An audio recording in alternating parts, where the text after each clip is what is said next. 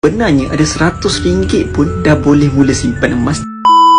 Ramai orang tak tahu sebenarnya ada RM100 pun dah boleh mula simpan emas dekat Papi Gold. Sebab mereka fikir nak simpan emas ni kena ada ribu-ribu baru boleh simpan emas. Tapi sebenarnya dekat Papi Gold dengan RM100 pun dah boleh mula simpan dekat akaun Gap Papi Gold. Apa itu akaun Gap emas Public Gold? Akaun Gap emas Public Gold ni kita boleh mula simpan serendah RM100 ataupun mengikut gram, iaitu 1 gram ke 5 gram, 10 gram, 5 dinar, 10 dinar pun boleh. Bergantung kepada kemampuan masing-masing berapa banyak tuan-puan nak simpan emas. Akaun emas Gap ini adalah satu platform yang mudah untuk kita menyimpan pada bila-bila masa yang kita nak simpan sekarang, nak simpan nanti, pagi nanti pun boleh, dan di mana juga kita berada pun boleh simpan, tak ada masalah. Akaun emas Gap ni tuan-puan, ia bukan emas digital.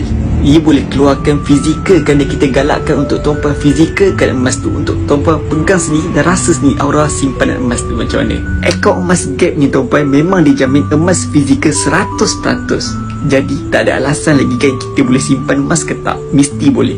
So dah bersatu, cik komen, jangan lupa follow.